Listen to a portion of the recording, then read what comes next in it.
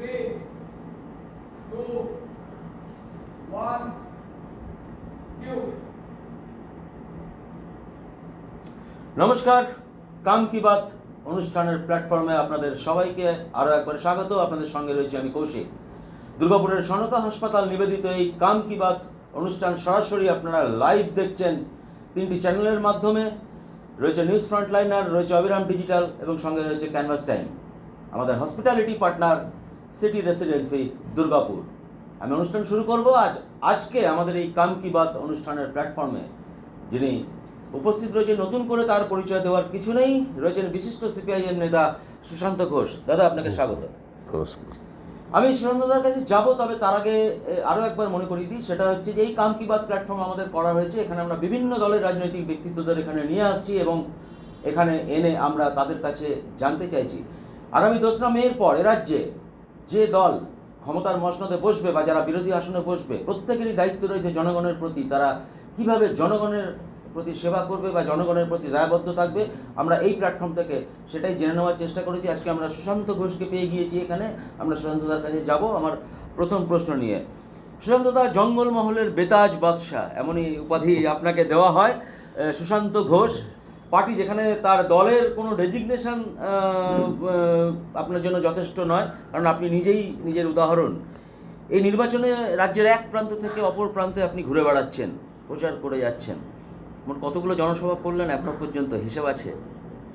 না, আমি সেই অর্থে হিসাব করে রাখিনি। 27 তারিখ আমার যে বিধানসভা কেন্দ্রে প্রার্থী হয়েছিলাম সেখানে নির্বাচন শেষ হওয়ার পরে 28 তারিখ থেকে বাইরে, সর্বনিম্ন 2টো, সর্বোচ্চ 5টা পর্যন্ত। এবারে প্রতিদিনকার রোজনামচা নিয়ে কতগুলো হয়েছে হিসাব করতে গেলে খাতা কলম নিয়ে বসতে হবে। শুধুমাত্র 15 তারিখ, 15ই এপ্রিল সেদিনটা খালি রাখা ছিল নিজের প্রয়োজনে, কিন্তু সেটাও নিজের প্রয়োজনই হলো। সেটা হচ্ছে যে করোনার ভ্যাকসিন নেওয়া হয়নি বলে আমার যারা হিতাকাঙ্ক্ষী ওই রিসার তারা বারবার চাপ দিচ্ছিলেন, সেই জন্য 15 তারিখটা শুধুমাত্র নিজের জন্যই, করোনার ওই ফার্স্ট ডোজ ভ্যাকসিন নেওয়ার জন্যই আমার চলে গেছে। তারপরে যথারীতি আবার বাইরে আছি। মানে ওই 27 তারিখের পর থেকে আর না, একদিন ঢুকেছিলাম রাত্রি 2টায়, পরের দিন আবার সকালবেলা 9টায় বেরিয়ে চলে আসে। এই পর্যন্ত না, তো আমার পরিবার তো অভ্যস্ত হইতে 9.5 বছর 10 বছরটা আমি আইনি কারণে জেলার বাইরে ছিলাম, পরিবারের বাইরেই ছিলাম, তাই এটা নিয়ে সমস্যার কথা নয়। কিন্তু তবুও সমস্যা হয়। শরীর 20 বছর আগে 2001 সালে ঠিক এইরকম পরিস্থিতি হয়েছিল, গোটা রাজ্যে নির্বাচনে মানুষের কাছে উপস্থিত হওয়ার। আর 2021-এ আবার একই পরিস্থিতি হলো, নির্বাচনে গোটা রাজ্যের মানুষের কাছে উপস্থিত হওয়ার। কিন্তু তখন বয়স ছিল 20 বছর কম, আর তখন সরকারে আমরা ছিলাম, বাড়তি কিছু সুযোগ সুবিধা ছিল। এখন সরকারে আমরা নেই, আর মাঝে অনেকগুলো বছর নানাভাবেই আমাকে বাইরে থাকতে হয়েছে। প্রতিদিনকার যে কর্মপন্থা তার বাইরে রাজনৈতিক কর্মকাণ্ডেরও অনেকটা বাইরে থাকতে হয়েছে। নিজের জেলা যেখানে আমার সংগঠনের সূচনা পর্ব সেখান থেকে বাইরে থাকতে হয়েছে। এটা ছিল, যার ফলে কাজের সঙ্গে ধারাবাহিক থাকলে কাজের যে অভ্যাসটা থেকে যায় সেটার থেকেও আমার কিছুটা সমস্যা হয়ে গেছিলো। মানে আছি, যতক্ষণ শরীর চলবে ততক্ষণ আমি মানুষের কাছে আছি। গলার অবস্থা শুনে বুঝতে পারছেন, গলার অবস্থা একবারেই ভালো নেই। গলার যে স্বাভাবিক আওয়াজ আর আজকে কথা বলার আওয়াজের মধ্যে অনেকটাই পার্থক্য হয়ে গেছে। আর ওই যে প্রথমে বলা শুরু করেছিলেন না, এইগুলো সব সংবাদ মাধ্যমে তৈরি, জঙ্গলমহলের বেতাজবাসা মুক্ত, এগুলো নয়। আমি একেবারেই বামপন্থার আদর্শে বিশ্বাসী সিপিআইএম পার্টির একজন সাধারণ কর্মী। আমি খুব নির্দিষ্ট করে বলি যে কখনো নেতার তকমা আমার ছিল না, এখনও নেতার তকমা আমি অভ্যস্ত নেই, আর নেতার তকমা পাওয়ার জন্য আমার মনের মধ্যে কোনো বাসনা নেই। আমি সাধারণভাবে থাকতে পারি। আমি অবশ্যই এই প্রসঙ্গে নিশ্চয়ই আসবো পরে। তবে যেটা আপনাদের দলীয় সূত্রে খবর, যে এবারের যে নির্বাচন হচ্ছে ও বিভিন্ন জায়গায় বক্তা হিসেবে সবথেকে বেশি চাহিদা হচ্ছে মীনাক্ষী মুখোপাধ্যায় এবং তারপরে সুশান্ত ঘোষ। এই ইমেজটা কিভাবে আপনার তৈরি হলো? মানে আমি যদি বলি যে মানে বামফ্রন্টের মন্ত্রিসভায় আপনি খুব গুরুত্বপূর্ণ দায়িত্বে হয়তো ছিলেন না, তাহলে এই যে আজকের যে চাহিদা, আজকের যে ইমেজ, এটা কি বামফ্রন্ট বা সিপিআইএমের সাফল্য, নাকি মমতা বন্দ্যোপাধ্যায় আপনাকে যেভাবে আক্রমণ করেছে বা যেভাবে আপনাকে কারাগারে নিক্ষেপ করেছে এবং আপনি সেখানে একটা তা সহ্য করেছেন, দিনের পর দিন একটা লড়াই করেছেন, একটু আগেই আপনি বলছিলেন লড়াই করেছেন, তাহলে এটা হলো আপনার ইউএসপি? কেন এই চাহিদাটা কথা হচ্ছে তৈরি হলো? বাংলার রাজনীতির যদি প্রাক স্বাধীনতা পর্ব থেকে যদি বিশ্লেষণ হয়, তাহলে যারা প্রতিবাদী চরিত্র হয়, যারা অন্যায়ের বিরুদ্ধে লড়াইয়ের ময়দানে থাকে, মানুষের কাছে তাদের গ্রহণযোগ্যতা বরাবর। আপনি যে কোনো চরিত্র ধরে বিশ্লেষণ করবেন, চরিত্র বিশ্লেষণ করলে এই সিদ্ধান্তে আসতে হবে, যারা অন্যায়ের বিরুদ্ধে লড়াই করে, প্রতিবাদ করে, মানুষকে নিয়ে প্রতিরোধ তৈরি করে, মানুষ তাদেরকে পছন্দ করে। সেই কারণে কিনা এটা আমার পক্ষে নির্দিষ্ট করে বলা সম্ভব না। আমি দেখলাম যে হ্যাঁ, এবার নির্বাচনে সব জেলার থেকেই অনুরোধ এলো আলিমুদ্দিন স্ট্রিটে যে আমাকে যেন বক্তা হিসাবে দেয়া হয়। তা আমার 27 তারিখের পরে যতটা সময় আমি সব জেলাগুলোতেই যতগুলো সম্ভব হয়েছে, বোধহয় 4-5টা জেলা তারিখ ঠিক করে উঠতে পারিনি, বাকি একবারে উত্তরবঙ্গ থেকে আরম্ভ করে দক্ষিণবঙ্গের সব জেলা। কিন্তু ওই প্রথম দ্বিতীয় পর্বে যেখানে নির্বাচন হয়েছে সেই জায়গার মধ্যে শুধুমাত্র বাঁকুড়াতে একদিন আর হুগলিতে একদিন সভা করেছিলাম, বাকি সব দিনগুলোই বাইরের জেলাতে। আর পশ্চিম মেদিনীপুরে তো সভা করার সুযোগ ছিল না আমার। এবারেও যে সুপ্রিম কোর্টের যে নির্দেশে আমি জেলায় ফিরে এলাম, সেখানে বলা হয়েছিল ডোমেস্টিক পারপাস এবং মেডিকেল পারপাসে আমাকে জেলায় ফেরার সুযোগ। তারপর পার্টি যখন আমাকে দলের প্রার্থী হিসাবে মনোনীত করলো, তখন আমি সর্বোচ্চ আদালতে আইনজীবীদের সঙ্গে কথা বলেছিলাম যে এখন তো বললো পার্টি প্রার্থী করেছে, আপনি প্রার্থী হয়েছেন, আপনি আপনার নিজের এলাকায় কাজ করবেন, এর জন্যে সুপ্রিম কোর্টে কোনো আবেদন জানানোর দরকার নেই, স্বতঃপ্রণোদিত হয়ে। যদি সরকার পক্ষ কেন আপনি প্রার্থী হয়ে কাজ করছেন, আপনার অর্ডার এই ছিল বলে, তখন তার উত্তর দেওয়ার সুযোগ থাকবে যে কমিউনিস্ট পার্টিতে প্রার্থী কেউ আবেদন করে হয় না, পার্টি সিদ্ধান্ত করে প্রার্থী করে, পার্টির পক্ষ থেকে তার জন্য আইনি লড়াই যা হবে বা আপনার পক্ষে আমরা দাঁড়িয়ে যা বলার বলবো। এখন আমরা নিজেদের থেকে কিছু সুপ্রিম কোর্টকে বলবো না। তারপরে অবশ্য সর্বোচ্চ আদালতে এ নিয়ে নির্বাচনের মধ্যে কোনো প্রশ্ন ওঠেনি। আমি আমার বিধানসভা কেন্দ্রের মধ্যেই থেকেছি, আর আমার বিধানসভার 27 তারিখ শেষ হয়ে যাওয়ার পরে আমি তো অন্য জেলাতেই কর্মসূচিতে যুক্ত হয়ে গেছি।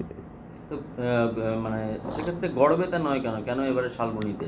না, গড়বেতা নয় বলতে, যখন বিধানসভা পুনর্বিন্যাস হয় তখনই 11 সালে আমার বাড়ি এবং আমার যেখানে রাজনৈতিক জীবন শুরু, সেই জায়গাটা শালবনী বিধানসভার সাথে যুক্ত হয়ে গেছিল।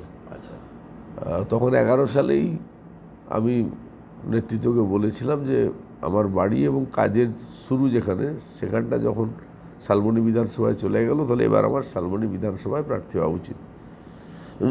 কিন্তু নেতারা বলেছিলেন যে গড়বেতার নামটা এমনভাবে সুশান্ত ঘোষের সঙ্গে যুক্ত হয়ে গেছে, এখন যদি গড়বেতা বিধানসভা বদলে অন্য বিধানসভায় প্রার্থী হই, তাহলে এটা দাঁড়াবে যে গড়বেতা বিধানসভায় পরাজিত হওয়ার ভয়ে সেই জন্য অন্য বিধানসভায় চলে গেছে, তাই গড়বেতায় দাঁড়াতে। সেই জন্যে গড়বেতা বিধানসভাতে 85-র উপনির্বাচন থেকে টানা 11 সাল পর্যন্ত আমি প্রার্থী হই, এবং 11 সালে সরকার চলে গেলেও ওই বিধানসভা কেন্দ্রে আমরা জয়লাভ করি। তারপরের ঘটনা সবার জানা। এই তো তারপরে যখন 16 সালে আর বিধানসভা নির্বাচনে প্রতিদ্বন্দ্বিতা করলাম না, অফ হয়ে গেলাম। এবার যখন প্রশ্ন এলো নির্বাচনে প্রতিদ্বন্দ্বিতা করার, তখন আমি নেতৃত্বকে বলেছিলাম যে আমি তো 11 সালেই চেয়েছিলাম যে নিজের বাড়ি এবং নিজের হোম কনস্টিটুয়েন্সির মধ্যে লড়াই করতে, নিজের যেখানে রাজনৈতিক জীবন শুরু না। প্রথমে বলেছিলাম যে আমার আর 32 বছর বিধায়ক এবং 15 বছর মন্ত্রী থাকার পরে আর নির্বাচনে প্রতিদ্বন্দ্বিতা করা আমার আর সমীচীন হবে না, আমি চাই না। কিন্তু নেতৃত্ব তো আমাদের পার্টিতে তো আবেদন করে প্রার্থী হওয়া যায় না, আর হওয়ার পরে আমরা নাও করতে পারি না, যেহেতু আমরা দলের শৃঙ্খলা মেনে আমরা চলতে পারি। তো সেই জন্যে যখন সিদ্ধান্ত নেয়, তখন আমি বলেছিলাম যে 5 বছর তো আমি বিধানসভায় ছিলাম না, প্রতিদ্বন্দ্বিতা করিনি। এবার যদি লড়তে হয় তাহলে আমাকে নিতান্তই লড়তে হলে তাহলে শালবনী বিধানসভায় আমি নিজের হোম কনস্টিটিউয়েন্সি দাঁড়াবো। যদি এটা আমার খুবই অসুবিধাজনক, কেন যে এলাকায় এবার প্রার্থী হলাম 19টা গ্রাম পঞ্চায়েত নিয়ে বিধানসভা, সে 19টা গ্রাম পঞ্চায়েতের 13টাই হলো আমার কাছে নতুন এলাকা, 6টা মাত্র আমার পুরনো এলাকার মতো গ্রাম পঞ্চায়েত। এই 13টা গ্রাম পঞ্চায়েত পুরোপুরি নতুন এলাকা, সেখানে আমি কখনো ভোটে প্রতিদ্বন্দ্বিতা করিনি, প্রার্থী হইনি। তো যেহেতু নামে চেনে সবাই, খুব বেশি অসুবিধা হওয়ার কথা না, তবু তো মানুষের সঙ্গে দেখা হচ্ছে। সুশান্ত ঘোষ তার জন্য মানে নতুন এলাকা পুরনো এলাকা বলে এটা কিছু হয় না, এটাই তো মিথ। মানুষের সঙ্গে দেখা করতে হয়েছে, তো এই মানুষের সঙ্গে তো অতীতে কখনো সামনাসামনি সাক্ষাৎ হয়নি, নামে সবাই চেনে।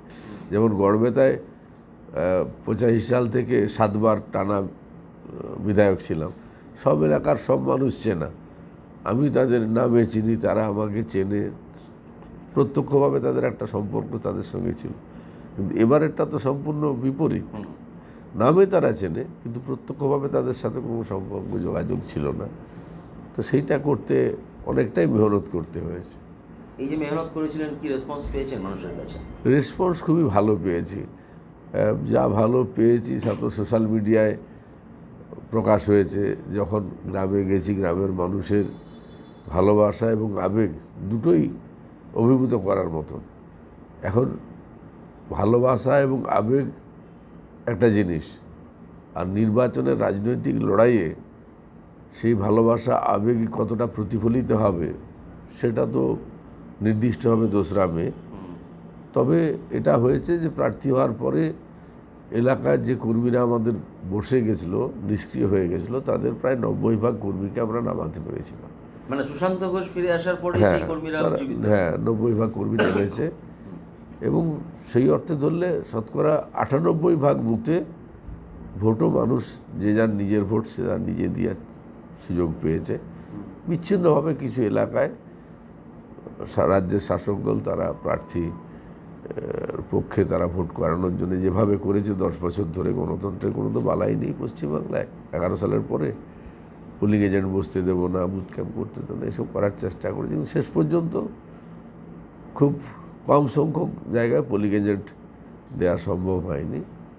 যেখানে পুলিং এজেন্ট দেওয়া সম্ভব হয়নি সেখানেও কিন্তু আমি বারে বারে উপস্থিত হওয়ার ফলে নির্বাচন যেদিন হলো সেদিন সকালবেলায় আমি আক্রান্ত হলাম।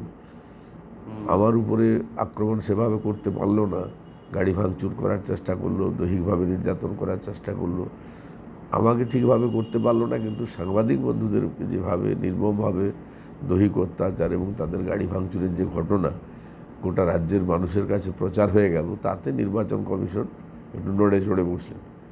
কিন্তু নির্বাচন কমিশনের ভূমিকা ভালো।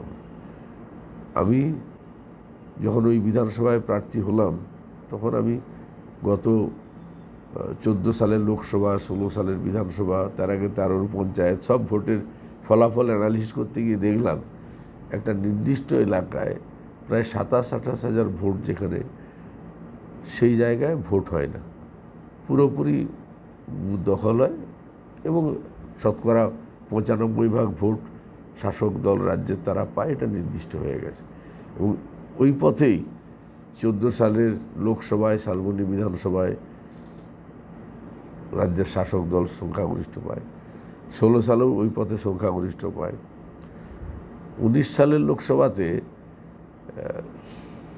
শালবনী বিধানসভা ঝাড়গ্রাম লোকসভার মধ্যে অন্তর্ভুক্ত। ঝাড়গ্রাম লোকসভায় বিজেপি জয়লাভ করলেও শালবনী বিধানসভা ক্ষেত্রে তৃণমূল কংগ্রেস মানে রাজ্যের শাসক দল তারা জয়লাভ করে একই পদ্ধতিতে। তো আমার এটা একটা চ্যালেঞ্জ হয়েছিল যে এই জায়গায় 27-28 হাজার যে ভোট লুট হয় এটাকে কি করে ব্রেক করা যায়।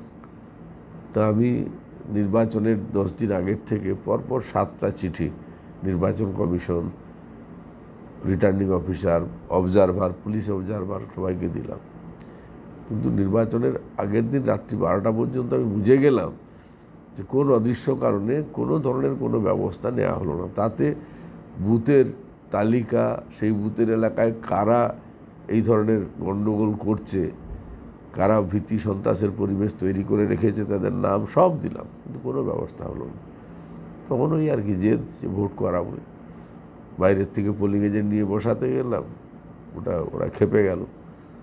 যেখানে ওই এলাকার যে লোকেদেরই রাজি করালাম পোলিং এজেন্ট হওয়ার জন্য, সব আগের দিনে রাত্রেবেলা এমন ভয়ভীতি তৈরি করলো, তাদের পরিবার আর তাদের বেরোতে দিল না। তখন বাইরের থেকে লোক নিয়ে গিয়ে বসা, তাদের উপরে আক্রমণ করেছে। সেসব টিভিতে দেখেছেন আমি। এবং শুধু সকালে নয়, যখন যাদের বসিয়েছিলাম পোলিং এজেন্ট, বিকালে যখন যে ভোটটা তো সন্ধ্যে 6:30 পর্যন্ত করে দিয়েছে, এটা জানি না কোন প্রয়োজনে।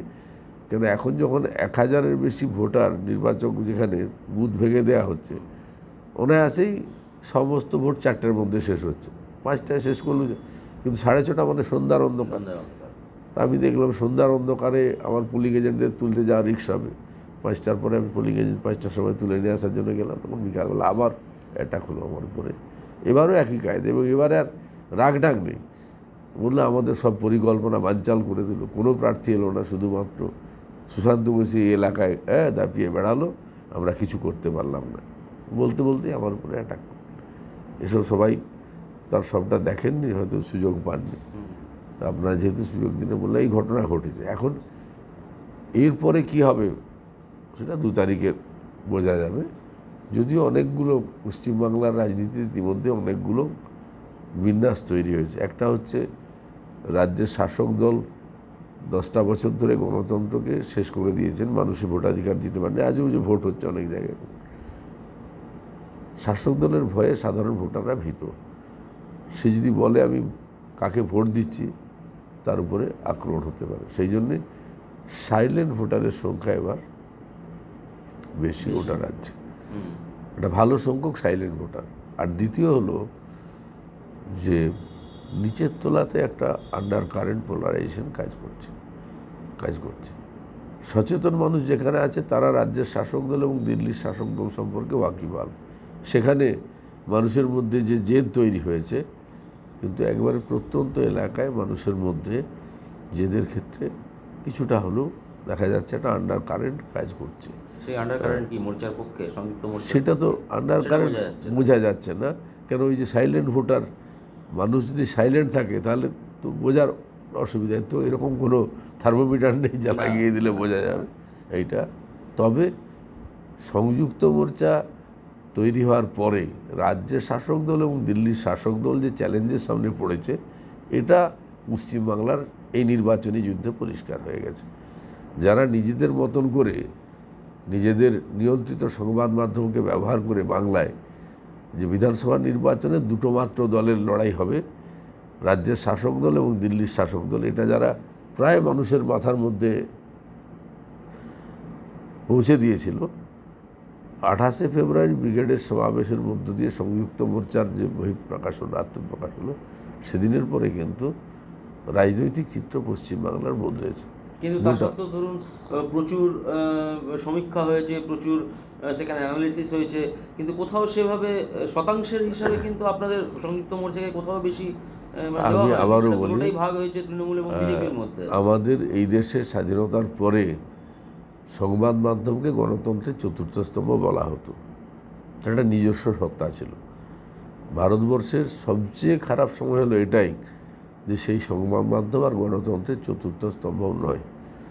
টাকা দিয়ে সংবাদ মাধ্যমকে ব্যবহার করার ক্ষমতা যাদের আছে, তারাই সংবাদ মাধ্যমকে ব্যবহার করতে পারবে। সে দিল্লির শাসক দল বা রাজ্যের শাসক দল, তারা তাদের মতন করে, এবং তারাই সমীক্ষা করাচ্ছে, তারাই তাদের মতন করে সমীক্ষা করাচ্ছেন যাতে জনমানসে তার একটা প্রভাব তৈরি করা যায়, এটা করাচ্ছেন। কিন্তু আপনি সংবাদ মাধ্যমের উপরে এই দায়টা চাপাচ্ছেন। ঠিক একইভাবে 2019-এও কিন্তু এরকম সমীক্ষা হয়েছিল, এবং সেখানেও মোটামুটি যেভাবে যে শতাংশ আপনাদেরকে দেওয়া হয়েছিল, আমি আপনার কথা ধরেই বলে নিচ্ছি, যে সংবাদ মাধ্যম যে সমীক্ষাগুলো করে, সেখানেও কিন্তু সেই ভোট পার্সেন্টেজ যা ছিল, মানে আলটিমেট যখন ফলাফল প্রকাশ হলো, তারপরে কিন্তু দেখা গেল তার থেকে খুব বেশি 2019-এর লোকসভার নির্বাচন আর 2021-এর বিধানসভা নির্বাচন সম্পূর্ণ ভিন্ন প্রেক্ষাপটে। লোকসভায় সিপিআইএমের নেতৃত্বে সংযুক্ত মোর্চা ছিল না। সংযুক্ত মোর্চা লোকসভায় সংযুক্ত মোর্চা হিসাবে লড়াই করার জায়গাতেও ছিল না। আর দিল্লিতে নির্বাচনে আমরা ক্ষমতা দখল করতে পারবো বা আমরা একটা ভালো সংখ্যক আসনে জয়লাভ করতে পারবো, এরকম জায়গাতেও আমরা ছিলাম না। 10 বছর আগে ক্ষমতায় আসার পরবর্তীকালে বিরোধী শূন্য বাংলা গঠন করার নামে রাজ্যের শাসক দল সবচেয়ে বেশি আক্রমণ বামপন্থীদের উপরে নামিয়ে এনেছিল। কী আক্রমণ আমি ব্যাখ্যা করবো না, সবাই জানেন। যারা বলেছিলেন বদলা নয় বদলের রাজনীতি করবেন, তারা সম্পূর্ণ বদলা এবং প্রতিহিংসার রাজনীতি করলেন, কিন্তু করলেন বামপন্থীদের উপরে। আর নিজেদের বাঁচার জন্যে দিল্লির শাসক দলের সঙ্গে বোঝাপড়া করে তাদেরকে জায়গা দিলেন। আরএসএসের শাখা বাড়ল, বিজেপির পায়ের তলার মাটি শক্ত হলো পশ্চিমবাংলায়।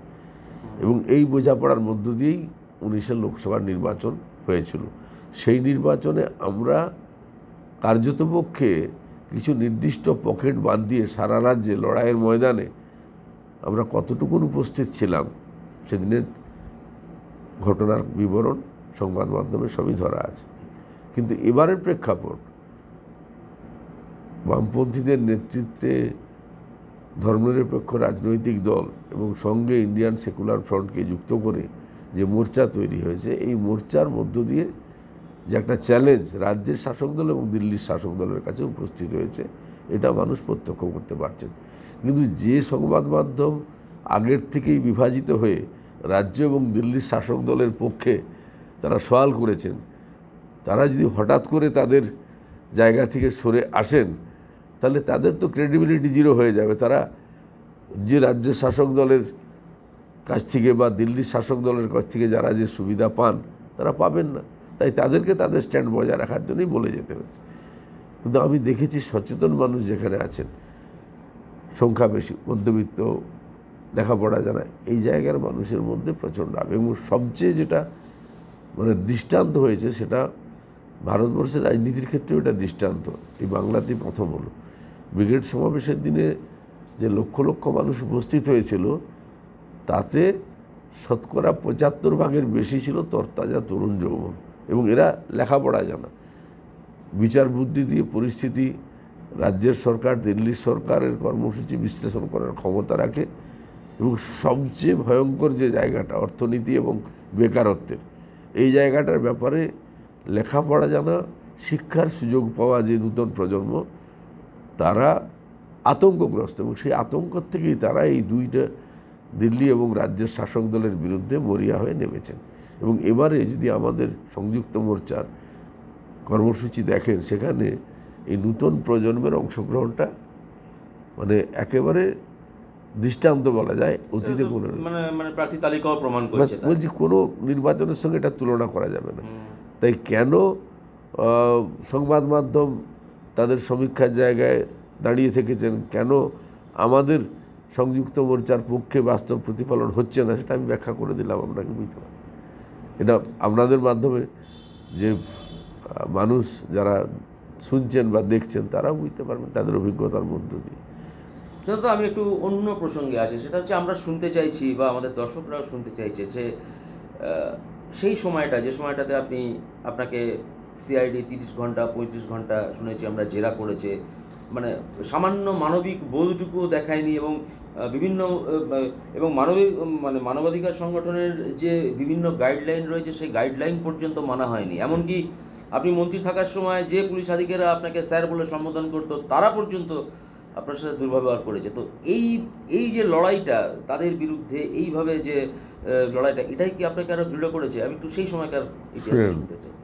বামপন্থার আদর্শ যদি যথাযথভাবে কেউ গ্রহণ করেন, তাহলে অন্যায়ের বিরুদ্ধে তার দৃঢ় মানসিকতার প্রতিফলন হতে বাধ্য। এটা হচ্ছে বামপন্থার আদর্শগত দিক।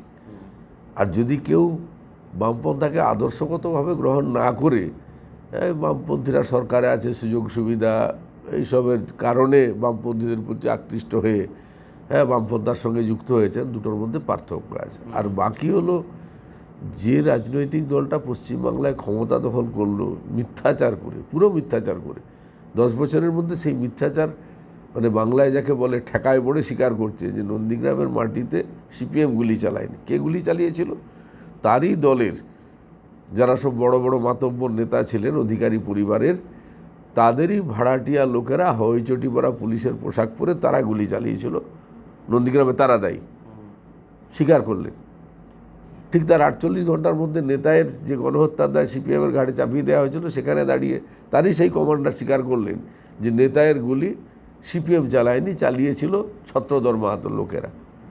ঘটনা যা সেটাই তো সত্যতা বেরিয়ে এলো। এবং এই ঘটনা এই 21-এর নির্বাচনের প্রাককালে নেতায়ের মাটিতে দাঁড়িয়ে একজন বলছেন, নন্দীগ্রামের মাটিতে একজন দাঁড়িয়ে বলছেন। আমি 2 বছর আগেই আমার লেখা বইয়ে নির্দিষ্ট করে প্রকাশ করেছি যে নেতায় কী ঘটেছিল, নন্দীগ্রামে কী ঘটেছিল। কিন্তু এই দল যারা রাজ্যের শাসক দল বা দিল্লির শাসক দল, এটা তো মিথ্যাচারের মধ্যে দিয়ে চলতে হবে। একটা সত্য কথা এরা বলেছেন। আচ্ছা, এই যে 10 বছর আগে আমাদেরকে কালিমালিপ্ত করেছিলেন, এবং শুধু আমাদেরকে নিজে কালিমালিপ্ত করেছিলেন তাই না, ওনার কথাকে মান্যতা দেওয়ার জন্যে তথাকথিত বুদ্ধিজীবী, পরিবর্তনপন্থী বুদ্ধিজীবীদের কলকাতা রাস্তায় নামিয়েছিলেন, হোর্ডিং ছাপিয়ে গোটা বাংলা ভরে দিয়েছিলেন। তারা কোথায় আজকে? মানুষের কাছে তাদের মুখ দেখানোর কোনো সুযোগ আছে? কি বিভৎস বিভৎস প্রচার! শত শত শিশুর পা চিরে তালপাটির খালের জলে ভাসিয়ে দেওয়া হয়েছে। মা বোনেদের সম্পর্কে যে শব্দ উচ্চারণ করা হয়েছিল সেদিন, সে শব্দ দ্বিতীয়বার উচ্চারণ করতে গেলে জীব আড়ষ্ট হয়ে যাবে, আমার পক্ষে করা সম্ভব না। বললেন এত রক্ত ঝরেছে যে হলদি নদীর জলের রং লাল হয়ে গেছে, সিপিএম নাকি এত অত্যাচারী ছিল। অথচ আমরা বলেছিলাম না, আমরা 34 বছর ধরে মানুষকে ভালোবাসা দিয়ে জয় করেছি। ভূমি সংস্কারের সাফল্য, ক্ষমতা বিকেন্দ্রীকরণের নীতি, কৃষির বিকাশ, শিল্পের বিকাশ, শিক্ষার বিকাশ, মানুষের মর্যাদা তৈরি করার, গণতন্ত্রকে সম্প্রসারিত করার যে কর্মসূচি, তার মধ্য দিয়ে আমরা এগিয়েছি। এবং আমরা যে কর্মসূচি নিয়েছিলাম, কৃষি আমাদের ভিত্তি, শিল্প আমাদের ভবিষ্যৎ, এই কর্মসূচি যাতে আমরা কার্যকর করতে না পারি, যাতে বানচাল করে দেওয়া যায়, সেজন্য একটার পর একটা উদাহরণ দেখে নিন। নন্দীগ্রামে কেমিক্যাল হাব, একই সঙ্গে ভারতবর্ষের 2টো কেমিক্যাল হাব, একটা গুজরাটে, একটা বাংলায় অনুমোদন পেয়েছিল দিল্লি সরকারে ছাড়পত্র। গুজরাটেটা তৈরি হলো, বাংলাটা তৈরি হলো, করতে দেওয়া হলো না।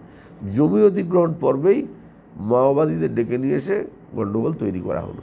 আচ্ছা, ভারতবর্ষে কোনো রাজ্যের নির্বাচনে মাওবাদী নেতা AK-47 রাইফেল ঘাড়ে ঝুলিয়ে সেই রাজ্যের মুখ্যমন্ত্রীর চেয়ারে কাকে বসাবেন মানুষের কাছে বলছেন, এরকম ঘটনার নজির আছে? আজ পর্যন্ত স্বাধীনতা 70 বছরের নজির আছে? নেই। বাংলায় মানুষ দেখেছিলেন 10 বছর আগে। তারপরে নন্দীগ্রামের কেমিক্যাল হাব যখন জমি প্রাথমিক পর্যায়ে অধিগ্রহণের কথাবার্তার সময় যখন প্রতিবন্ধকতা তৈরি হলো, রাস্তা কেটে দেওয়া হচ্ছে, কালভার্ট ভেঙে দেওয়া হচ্ছে, গাছ ফেলে অবরোধ, পুলিশ প্রশাসন, তখন আমাদের মুখ্যমন্ত্রী বিধানসভায় দাঁড়িয়ে বলেছিলেন যে নন্দীগ্রামের মানুষ না চাইলে আমরা শিল্প করব না, জমি অধিগ্রহণ করব না। তারপরেও জমি রক্ষা কমিটির নামে আন্দোলন চালু করা হলো। কেন? ক্ষমতা দখল করার জন্য, যাতে কোনো মতেই নন্দীগ্রামে কেমিক্যাল হাব বা শিল্প না হয়। শুধু নন্দীগ্রাম, যে টাটার মোটর গাড়ি তৈরির কারখানার 90% কাজ শেষ হয়ে গেছিলো, আর 2 মাসের মধ্যে পুরো দামে উৎপাদন করার পর সেই কারখানা এখান থেকে তাড়িয়ে দেওয়া হলো গুজরাটের সানন্দে। যে কারখানাকে কেন্দ্র করে সিঙ্গুরের গোটা এলাকা, দুর্গাপুর এক্সপ্রেসওয়ের ধারে জমির দাম বেড়ে গেছিলো। মোটর গাড়ির এই মানে যে হাবটা তৈরি হবে অটোমোবাইলের, টাটার, তার পাশাপাশি অনুশিল্প গড়ার জন্যে, অনুসারী শিল্প গড়ার জন্যে অনেক শিল্পপতি তারা জমি কেনার চেষ্টা করছিলেন এবং একটা যদি অটোমোবাইল হাব হয় তাহলে তাতে অনেকগুলো অটোমোবাইল কোম্পানি এসে হাজির হয়। কেন না, তখন আর তাদের নতুন করে তার অনুসারী শিল্পের জন্য আলাদা করে তার হচ্ছে যে ফ্যাক্টরি দরকার হয় না। একটা ফ্যাক্টরিতেই অনেকগুলো কোম্পানির এই অনুসারী শিল্পের প্রয়োজন। সানন্দাকে এখান থেকে তাড়িয়ে দিলেন, যেটা হলে পশ্চিমবাংলার অর্থনীতির ভিত্তিটাই বদলে যেত। আজকে যদি আপনি যান, যদি গুজরাটে দেখেন, সানন্দে পরপর কতগুলো অটোমোবাইল কোম্পানি তাদের কারখানা তৈরি করেছে, প্রায় 100 কিলোমিটার জুড়ে গোটা নগরায়ন হয়ে গেছে। আর বাংলার যে শিল্প হলে বাংলার শিক্ষিত লেখাপড়া জানা ছেলেরা, ট্রেনিং প্রাপ্ত ছেলেরা, তারা এখন পরিযায়ী শ্রমিক হয়ে সেই গুজরাটে যান। আমাদের শালবনীতে ভারতবর্ষের 2য় বৃহত্তম ইস্পাত প্রকল্প জিন্দালদের 38,000 কোটি টাকার, মানে লগ্নির পরিমাণটা 38,000 কোটি, মানে ছেলে খেলার মতন ব্যাপার না। শিলান্যাসের দিনই রাজ্যের মুখ্যমন্ত্রী এবং কেন্দ্রের ইস্পাত মন্ত্রীর গাড়ি ল্যান্ডমাইন দিয়ে উড়িয়ে দেওয়ার চেষ্টা কে করলেন? এই কিষাণজিরা, যারা পশ্চিমবাংলার মুখ্যমন্ত্রীর চেয়ারেই মাননীয়কে দেখাতে। রাজ্যে শিল্পায়নের কফিনে পেরেক ফুতা হয়ে গেল। রাজ্যে 10 বছরে একটা শিল্প, মুখ্যমন্ত্রী অনেক কিছু উদ্বোধন, নীল সাদা রং করা অনেক, একটা কারখানার উদ্বোধন, যে কারখানায় 5,000 ছেলে চাকরির সুযোগ পেয়েছে এই 10 বছরে, দেখাতে পারবেন? কোনো সংবাদ মাধ্যম দেখিয়েছেন আজ পর্যন্ত? কোনো ঘটনা নেই। কেন শিল্পায়ন আর হবে না পশ্চিমবাংলার? যেদিন এই শিল্পগুলো পশ্চিমবাংলা থেকে পাত্তাড়ি গুটিয়ে চলে গেছে, সেদিন শিল্পায়নে মরুভূমি হয়েছে, এবং এর দায় রাজ্যের মাননীয়াকে বহন করতেই হবে। শুনেন, সত্যকে বেশি দিনের জন্য চেপে রাখা যায় না, সত্যকে পাকাপাকি মিথ্যায় পরিণত করে দেওয়া যায় না। ঠেকায় পড়ে নন্দীগ্রামের মাটিতে দাঁড়িয়ে যে ঘটনা উনি স্বীকার করলেন, নেতার মাটিতে দাঁড়িয়ে যে ঘটনার বহিঃপ্রকাশ করলো, এই শিল্পায়নের জন্যে উনি কতটা ক্ষতির এই রাজ্যের করেছেন, নূতন প্রজন্ম সেটা বুঝেছেন বলে আজকে নূতন প্রজন্মের লেখাপড়া জানা ছেলে মেয়েরা তারা আজকে রাজ্যের শাসক দল থেকে মুখ ফিরিয়েছেন। আর দিল্লির শাসক দল তো আরও বড় ধাপ্পাবাজি। তারা 7 বছর ধরে ভারতবর্ষের অর্থনীতিকে ভয়ঙ্কর জায়গায়, মানে এত খারাপ জায়গায় এর আগে কখনো ছিল না। ইনিও বলেছিলেন বেকার যুবকদের কাজ দেবো বছরে 10 লক্ষ, উনি বলেছিলেন বছরে 2 কোটি, একটাও কেউ দেননি। ইনি দেননি, উনি বরং অনেক কোটি মানুষের কাজ হারাবার ব্যবস্থা করেছেন। এমনকি পরিসংখ্যান যা প্রকাশ হতো দিল্লি সরকার থেকে, ভারতবর্ষের বেকারত্বের হার কমছে না বাড়ছে, অ্যাকচুয়াল কী সংখ্যা, সেটাও বিগত কয়েক বছর ধরে দিল্লি সরকার বন্ধ করে দিয়েছে।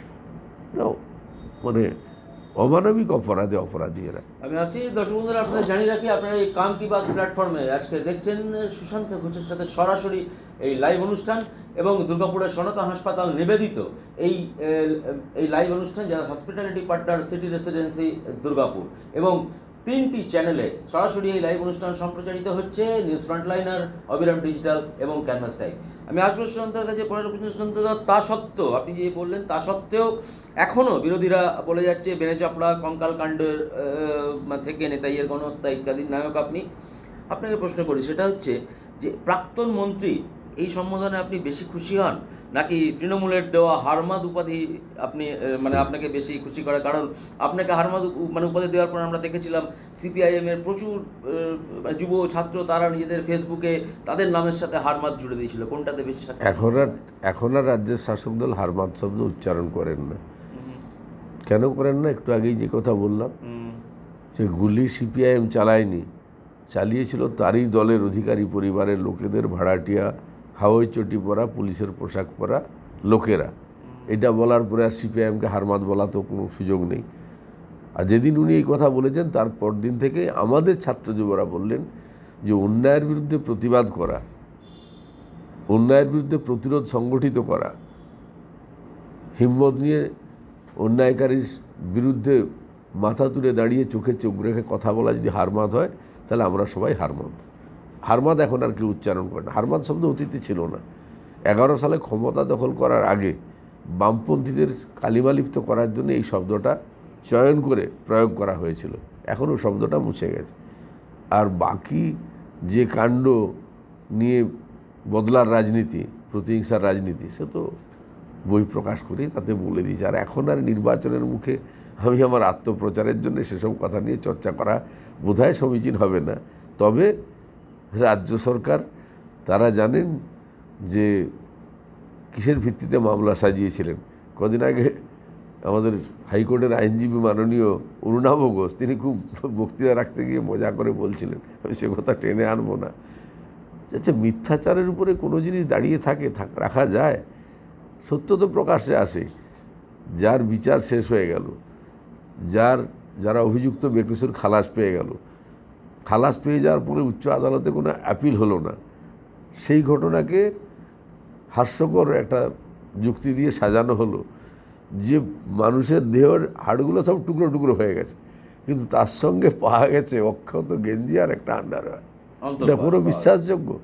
আমাদের আইনজীবী মাননীয় বলাই রায়, ফৌজদারি আইনজীবী হিসাবে ভারতবর্ষে যার খ্যাতি ছিল, তিনি হাইকোর্টে সওয়াল করার সময় মাননীয় বিচারপতি গিরিশ গুপ্তের এজলাসে দাঁড়িয়ে বলেছিলেন যে হুজুর, আমি বেশি কথা বলবো না, আপনি ফাইল পড়েছেন না, কী মামলা বুঝে নিয়েছেন, শুধু আপনি অর্ডার লেখার সময় ভারতবর্ষ অথবা পৃথিবীতে যারা সব জামা কাপড় তৈরির কোম্পানি আছে, এরকম একটা কোম্পানির নাম আপনি উল্লেখ করবেন যাদের তৈরি সুতির জামা কাপড়, গেঞ্জি, আন্ডারওয়্যার, অন্তর্বাস মাটির নিচে 10 বছর থাকার পরেও নূতন থাকে, অক্ষত থাকে, শুধু সেই কোম্পানির নামটা আপনি অর্ডারে উল্লেখ করবেন।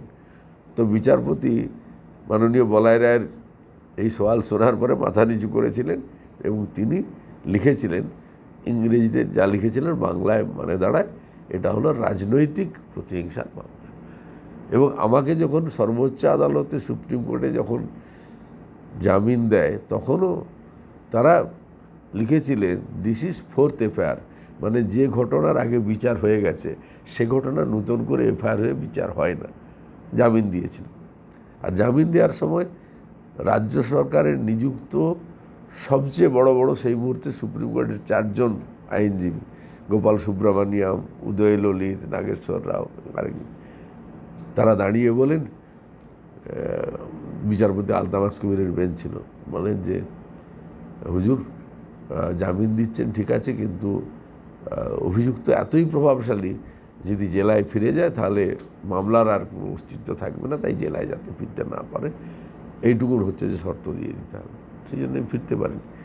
তারপরে আমি চেষ্টা করেছি কয়েকবার, কিন্তু বড় বড় আইনজীবী দাঁড় করিয়ে আমার আবেদন রিজেক্ট করিয়ে দেওয়া হয়েছে। 9.5 বছর লাগলো আমি বাড়িতে ফিরতে। হ্যাঁ, মানে এই মিথটা একটা সময় তৈরি করে দেওয়া হয়েছিল বা হয়েছিল, সেটা হচ্ছে সুশান্ত ঘোষ মানেই একটা মানে সেই দস্যু বীরপ্পন টাইপের ব্যাপার, পিঠে বন্দুক নিয়ে ঘুরে বেড়ায়, 15-20টা মানে 100টা তার মানে তার সঙ্গে বডিগার্ড গুন্ডা থাকে। কিন্তু আপনার ব্যক্তিগত জীবন যেটা আমরা শুনেছি দেখেছি অত্যন্ত মানে সাদামাটা, তো কিভাবে মেলান এই আপনার মানে রাজনৈতিক এই যে একটা মিথ তৈরি হয়েছিল এবং তার সাথে ওদের ছোট বড় নেতারা যারা সরকারে আছে তাদেরও বাইরে বেরোলে সিকিউরিটি নিয়ে বেরোতে হয়। ওদের দল ছেড়ে যারা অন্য দলে যাচ্ছে, ছোট ফুল ছেড়ে বড় ফুলে যাচ্ছে, তারাও যেদিন যাচ্ছে সেদিন থেকেই তাদের কেন্দ্রীয় বাহিনী নিয়ে তাদের ঘুরতে হয়। আর সুশান্ত ঘোষ এই নির্বাচনে আমাকে নমিনেশন জমা দেওয়ার পরে একজন সিকিউরিটি দিয়েছিলেন। আমি ভেবেছিলাম নেব না, কিন্তু তাহলে নির্বাচন কমিশন বলবে যে কেন আপনি নেননি, সেই জন্য একজন মাত্র কিন্তু গোটা রাজ্যে ঘুরেছে, একজন সিকিউরিটি কাউকে সঙ্গে নেওয়ার দরকার হয়নি। মানুষের যে নিরাপত্তা কে বেশি দিতে পারে?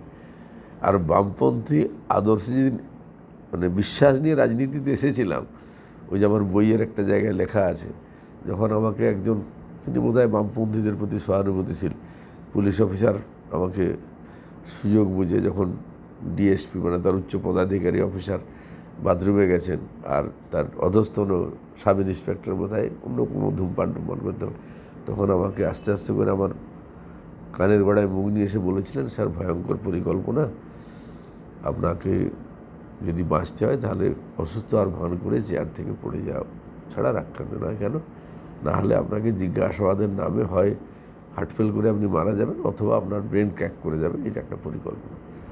তাই আমি ওনাকে ধন্যবাদ দিয়ে বলেছিলাম যে কৃতজ্ঞ আপনি বললেন, কিন্তু মিথ্যার রাজনীতি করি না, আমরা আদর্শের রাজনীতি করি। আর জন্মেছি যেদিন মরবো একদিন, মৃত্যু কারো দুবার হয় না। আমার যদি মৃত্যু থাকে এই জিজ্ঞাসাবাদের সময় মারা যাব।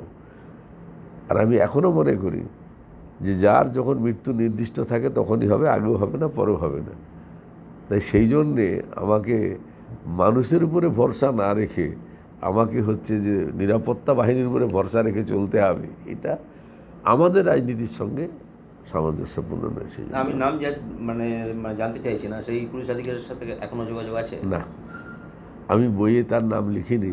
চাকরিতে থাকলে তিনি সঙ্গে সঙ্গেই হয়তো বরখাস্ত হবেন বা শাস্তি পেয়ে যাবেন, সে নাম লিখিনি।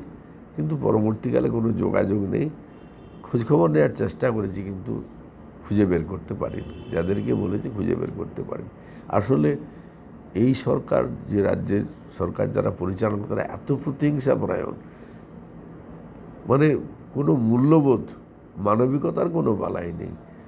নিজের ক্ষমতায় টিকে থাকার, ক্ষমতাকে ধরে রাখার জন্যে কত নিচে নামতে পারেন তার অনেক উদাহরণ রয়েছে। সেই উদাহরণে আমি বিভ্রান্তির মধ্যে নিয়ে যেতে চাই না।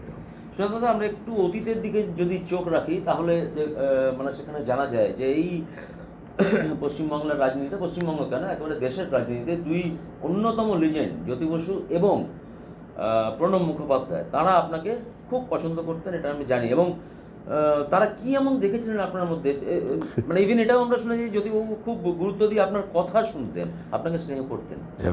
তারা কি দেখেছিলেন সে ব্যাখ্যা তো আমি দিতে পারবো না। আর তারা দুজনেই নেই, প্রয়াত হয়েছেন, তাদের কাছে গিয়ে আপনাদেরও যাচাই করার কোনো সুযোগ নেই। কিন্তু আমি আমার লেখার মধ্যে নির্দিষ্টভাবে যে তারা আমাকে পুত্রবৎ স্নেহ করতেন এবং অবলীলায় সব কথা আমাকে তারা বলতেন। আমি মাঝে আপনারটাও মাঝে শুনতেন? আমারটা শুনতেন, আমাকে বলতেন, আমি বলতাম যে আমি তো ওই মাপের মানুষ না, আমাকে এইসব কথা বললেন না, তোমাকে এইসব কথা বলা যায়, বা তুমি কি, তোমাকে এইসব নিয়ে ব্যাখ্যা করার কোনো প্রয়োজন নেই, তোমাকে এসব কথা বলা যায়, আর তুমি যে কথাগুলো বলো সে কথাগুলোর সারবত্য আছে আমরা মনে করি, এই বলতেন। এবং কেন আমাকে এত স্নেহ করতেন, ভালোবাসতেন, এই ব্যাখ্যা তো আমি দিতে পারবো না। একটা এই ব্যাখ্যা সরাসরি প্রশ্ন করি যে জ্যোতিবাবু যেভাবে আপনাকে গুরুত্ব দিতেন ঠিক সেইভাবে বুদ্ধদেব ভট্টাচার্য কি সেই গুরুত্বই দিতেন? মানে দেখেন, আপনার যা বই প্রকাশ হয়েছে তাতে বিভিন্ন সময় আপনার যা ইঙ্গিত তাতে না, কিন্তু আমি শুনেন, হ্যাঁ একটা মানুষের সঙ্গে আরেকটা মানুষ তার পার্থক্য থাকতেই পারে, কিন্তু জ্যোতিবাবু তিনি মুখ্যমন্ত্রী ছিলেন, পার্টির নেতা ছিলেন, বুদ্ধদেব ভট্টাচার্য মুখ্যমন্ত্রী, পার্টির নেতা ছিলেন। সবারই দৃষ্টিভঙ্গি, সবারই অবস্থান তো একই জায়গায় একই রকম থাকে না, মানুষের মধ্যে পার্থক্য হতেই পারে, কিন্তু সেটা কোনো সমস্যার বিষয় নয়।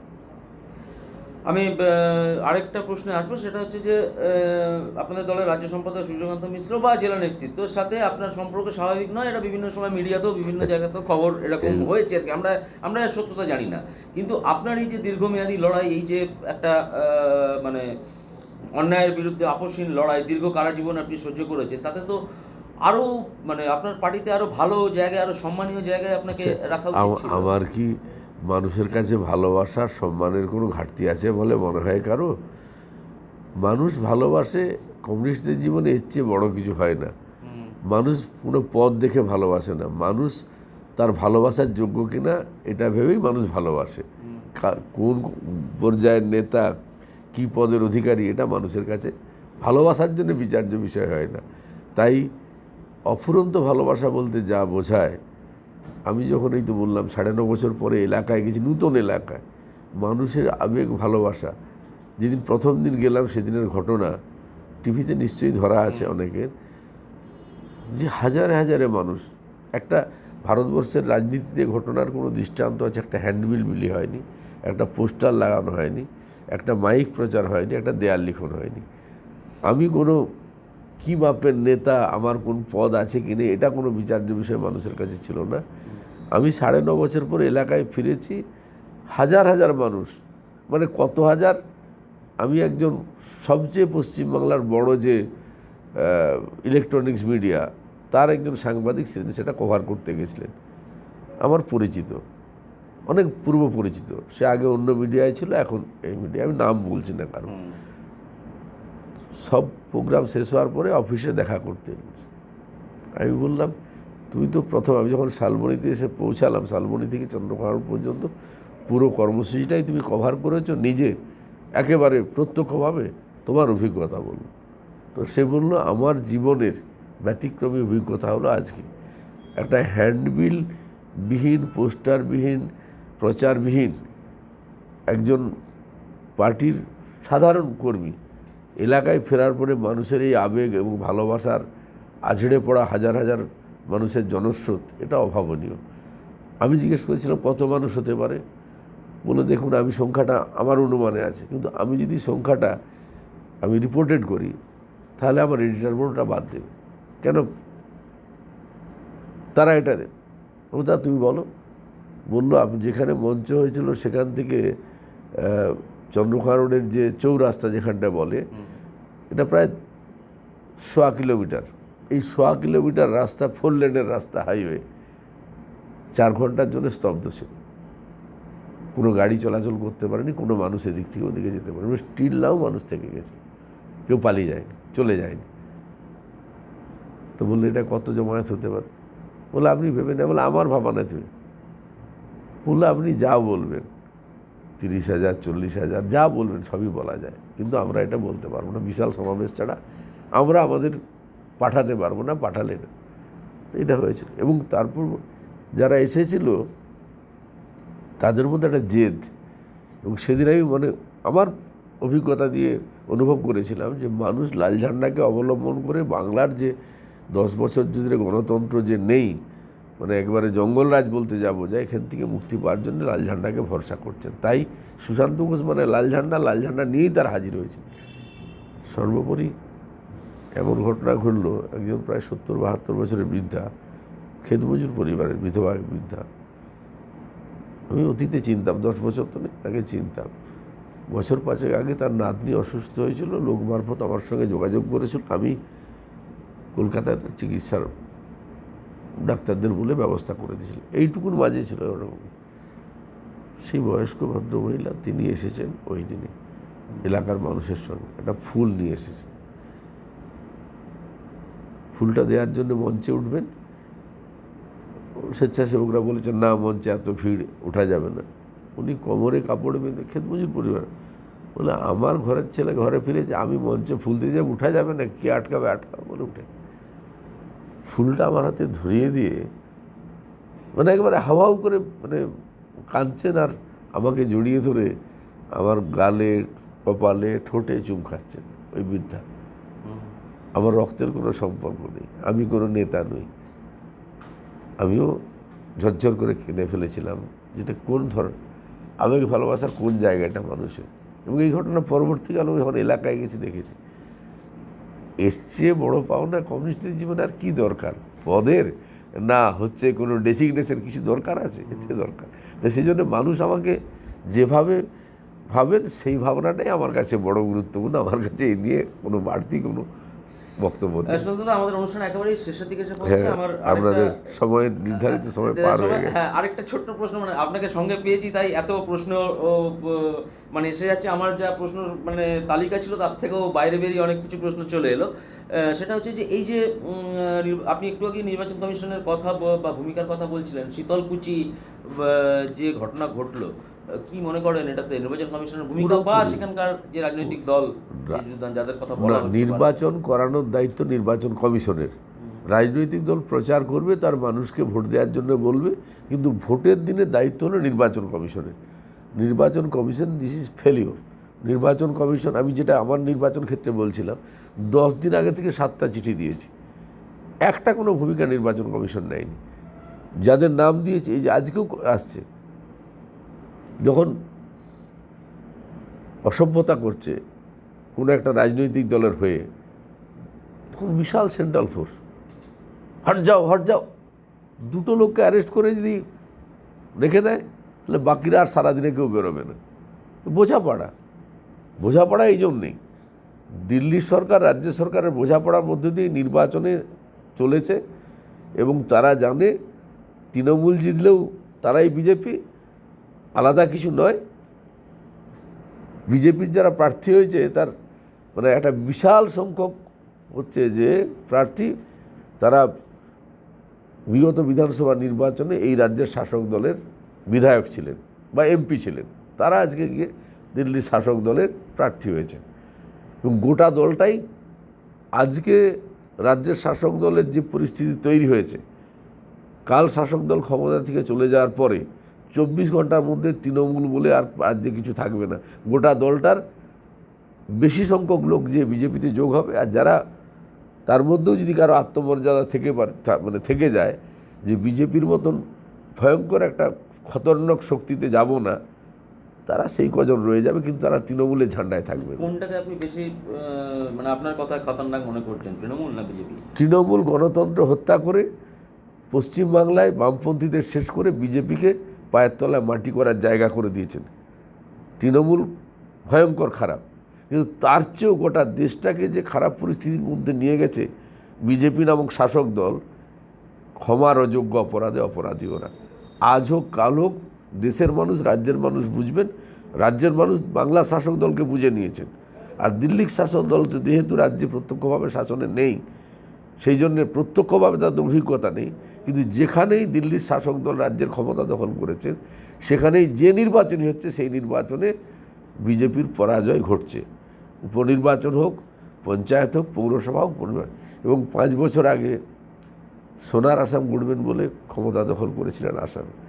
এনআরসি সিএএ নিয়ে আজকে আসামের মানুষ বীতশ্রদ্ধ। বিজেপি ক্ষমতায় ফেরা খুব কঠিন। ত্রিপুরায় ক্ষমতা দখল করেছিলেন, সোনার ত্রিপুরা গড়, সেই ত্রিপুরাতে 3 বছরের মধ্যে এডিসির নির্বাচন হয়েছে, বিজেপি পর্যুদস্ত। যাদের হাতে ভারতবর্ষের সর্বোচ্চ ক্ষমতা, সোনার ভারত যারা গড়তে পারেন, গড়লে গোটা দেশটাই তো সোনার রাজ্য হয়ে যাবে, সব রাজ্যই তো সোনার রাজ্য। তাহলে এই ধাপ্পাবাজির সঙ্গে কারো তুলনা করা যায়? অরুণাবতা সেটা একটা বলছিলেন যে ঢের ধাপ্পাবাজ দেখেছি, এই নন ম্যাট্রিক গ্র্যাজুয়েট ধাপ্পাবাজ ভারতবর্ষে আর দ্বিতীয় কাউকে দেখি না, আমি ব্যাখ্যা করবো। অরুণাবতার মুখে ওটা শোভা পায়, তিনি আইনজীবী। মানে কি অদ্ভুত! যা কথা বললেন 14 সালে, একটা কথাও কার্যকর করলেন না।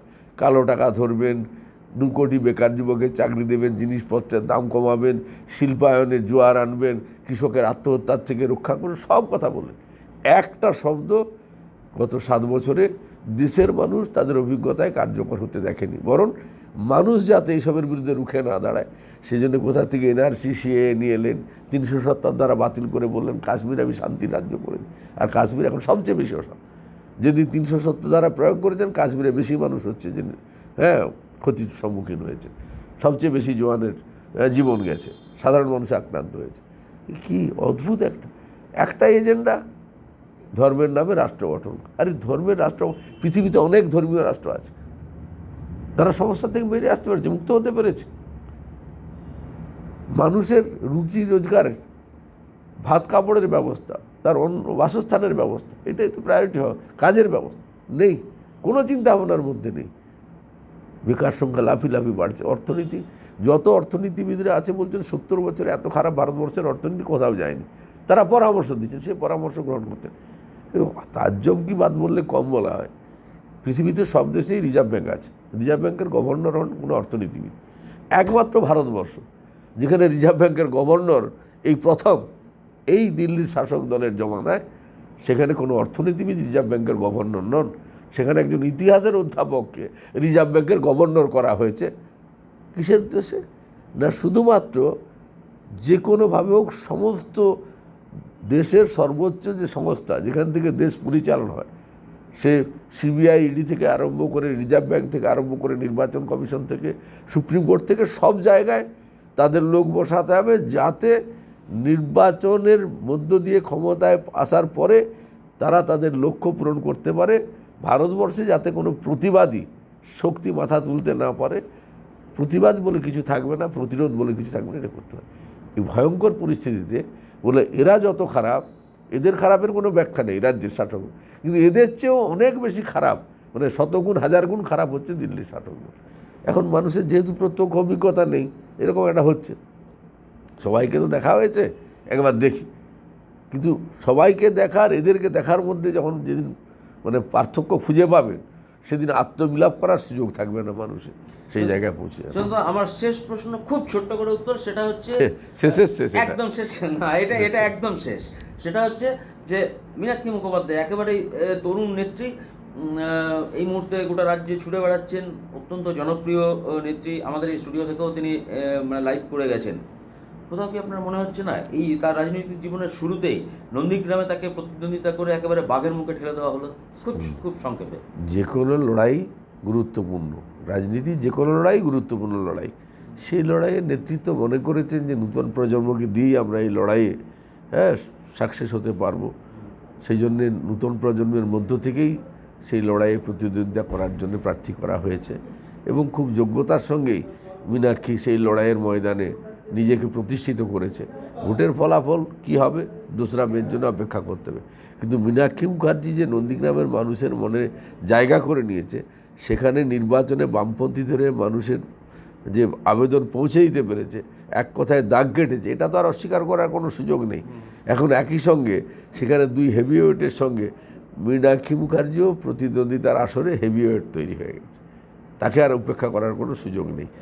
শুধু মীনাক্ষী নয়, আমাদের রাজ্যে এবারের নির্বাচনে এতজন এইরকম প্রতিভাবান প্রার্থী হয়েছে যারা সত্যি সত্যি যাদেরকে নিয়ে গর্ব করা যায়। দীপশিতা, ঐশী, পৃথা, সায়নদীপ, সৃজন, কে প্রতিকূল, কে নেই, মানে একে বাদ দিয়ে ওকে দেখবেন না, ওকে বাদ দিয়ে একে দেখবেন বলার মতন জায়গা।